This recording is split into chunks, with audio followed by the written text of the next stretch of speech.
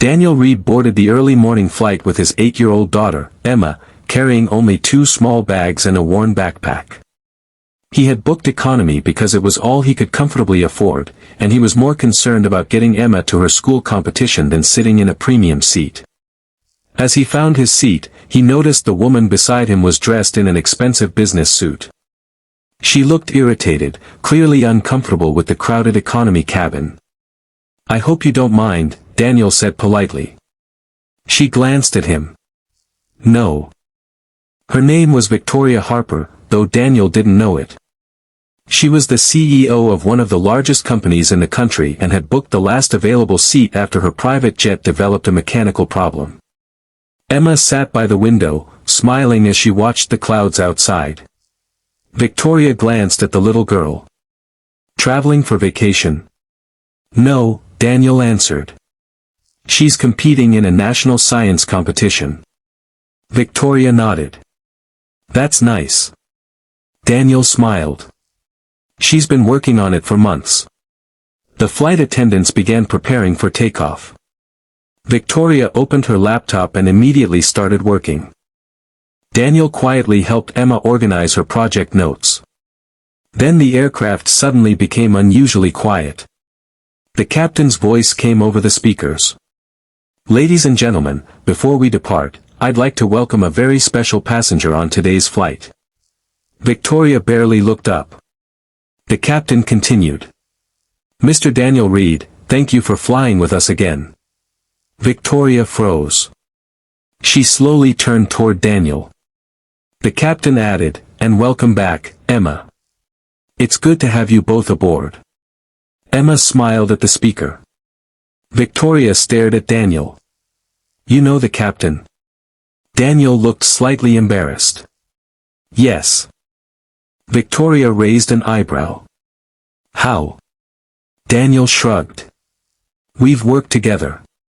That answer made Victoria even more curious. The captain continued. "Mr. Reed is the founder of Reed Aviation Systems, the company responsible for the emergency navigation technology installed on this aircraft." Victoria's laptop slowly closed. She looked at Daniel in disbelief. "You own that company?" Daniel shook his head. "Not anymore." Victoria stared at him. "What do you mean?" "I sold it 3 years ago." The company had been acquired for hundreds of millions of dollars. Victoria knew the name. Everyone in the business world did. She had once tried to acquire Reed Aviation Systems herself. But Daniel had disappeared from the business world shortly after the sale. "You're that Daniel Reed?" He smiled. "Apparently." Victoria looked at his simple clothes, worn shoes, and old backpack. "You're sitting in economy." Daniel laughed softly. "I have a daughter. She doesn't care what class we're sitting in." Emma looked at Victoria. "Daddy says airplanes don't know who's rich." Victoria smiled despite herself. "Your father is right." Then the captain made another announcement. "Mr. Reed, the crew would also like to thank you personally. Your emergency system saved this aircraft during last year's engine failure." Victoria's expression changed. "You saved this plane?" Daniel looked uncomfortable. "I just built the system." Victoria stared at him. For the first time, she realized the quiet single father beside her was not simply a former entrepreneur. He was the man whose technology had protected thousands of passengers. But before she could ask another question, the aircraft suddenly shook violently. The cabin lights flickered. The captain's voice disappeared. Passengers gasped. Daniel immediately looked toward the cockpit door. Victoria grabbed the armrest. "What is happening?" Daniel stood. "Stay with Emma." A flight attendant rushed toward the cockpit. Daniel noticed something on the overhead panel. The emergency navigation system had activated. But there was one problem. It was showing the wrong altitude. Daniel's face became serious. "Something has been tampered with." Victoria stared at him. You mean the plane's navigation system? Daniel nodded. And if I'm right, we have only a few minutes before the pilots realize they're flying with false data. He looked toward the cockpit. Then the captain's voice finally returned over the speakers. Mr. Reed. There was fear in the pilot's voice. We need you. Daniel immediately moved toward the cockpit, but the senior flight attendant stopped him. Sir, you can't enter. Daniel pointed toward the instrument panel. The navigation system is feeding the cockpit false altitude data. The captain opened the cockpit door just enough to speak. Mr. Reed, the backup system is failing too. Daniel looked at the display. Switch to manual navigation and isolate the auxiliary data line. The captain hesitated. You're certain? I designed this system. The captain immediately followed his instructions. Victoria watched from her seat, unable to believe the man she had dismissed as an ordinary passenger was now helping the crew control an aircraft carrying hundreds of people. Emma remained calm. Daddy knows airplanes, she whispered. Victoria looked at her. He certainly does. Daniel studied the system carefully. This wasn't a random failure, he said. The captain looked at him. What do you mean? Someone deliberately inserted a false signal. The cabin became silent. A passenger near the front stood up nervously. What does that mean? The flight attendant quickly asked everyone to remain seated. Daniel returned to his seat and checked the system from his tablet. Victoria leaned toward him. Can you fix it? I can isolate the corrupted module, but whoever did this may still have access. Victoria frowned. Why would anyone sabotage an aircraft? Daniel looked at her. Maybe the plane wasn't the target. She stared at him. What? Daniel pointed toward Victoria's laptop bag. You're carrying something important.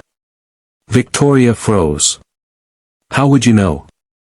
Because you were working on your company's acquisition documents before takeoff. She nodded. So? Daniel lowered his voice. The attack began the moment you connected to the aircraft's Wi-Fi. Victoria's face changed. You think someone used the aircraft network to access my company? That's what I'm checking. Victoria immediately opened her laptop. A security warning appeared. Her corporate account had been accessed from an unknown location. She looked at Daniel. They're inside my network. Daniel nodded. And they used the plane system to hide the connection. Victoria's heart began racing. Her company controlled billions of dollars in assets. If someone gained access to the financial network, the damage could be enormous. Daniel asked for her laptop. She hesitated. Then she handed it over. He examined the connection logs. There. He pointed to a hidden process. Someone installed a remote access program. Victoria whispered, "Can you remove it?" "Not yet." "Why?" "Because if we remove it, they'll know we found them." Victoria stared at him. "So what do we do?" Daniel smiled faintly. "We let them think they won." He created a controlled connection and redirected the attacker into a secure digital environment. The hacker continued searching through what appeared to be Victoria's company files. But everything they saw was fake. Daniel quietly traced the connection back to its source. Then his expression changed. Victoria noticed. "What? I know where they're connecting from." "Where?" Daniel looked toward the rear of the aircraft. "Someone on this plane." Victoria turned around. Hundreds of passengers sat quietly, unaware of what was happening. Daniel scanned the cabin. Then he noticed a man sitting several rows behind them. The man was holding his phone strangely, keeping it hidden beneath his jacket. Daniel stood. Victoria grabbed his arm. "Be careful." Daniel nodded. He walked down the aisle. The man looked up. Their eyes met. The passenger suddenly stood and rushed toward the rear exit. Daniel immediately followed. The flight attendant shouted for everyone to remain seated. Daniel caught the man before he reached the door. A struggle broke out. The man's phone fell to the floor. The screen showed a live connection to Victoria's company network. Daniel picked it up. "We found you." The man smiled. "You found the wrong person." Then the aircraft lights went completely dark, the cabin fell into darkness, and passengers began shouting in fear. Daniel kept one hand on the suspect while the flight crew activated the emergency lights. "Everyone stay seated," the captain ordered. The suspect tried to pull away, but Daniel held him firmly until two flight attendants helped secure him. Victoria rushed toward Daniel. "Are you hurt?" "I'm fine." He picked up the fallen phone. The screen was still connected to Victoria's company network. Then the captain spoke through the intercom. "We have control of the aircraft, but the navigation system is still compromised." Daniel immediately returned to the cockpit. He studied the emergency display and recognized the problem. The attacker didn't just access your company, he told Victoria. He used the aircraft system to create a distraction. Victoria looked at him. "For what?" Daniel pointed to her laptop. "To steal the merger files." Victoria's face went pale. The documents contained confidential information worth billions. Daniel isolated the compromised connection and restored the aircraft's navigation system using the backup controls. Within minutes, the plane was stable again. The passengers slowly relaxed. The captain looked at Daniel with gratitude. "You just saved everyone on board." Daniel shook his head. "The crew did the hard part. I only recognized the problem." Victoria watched him quietly.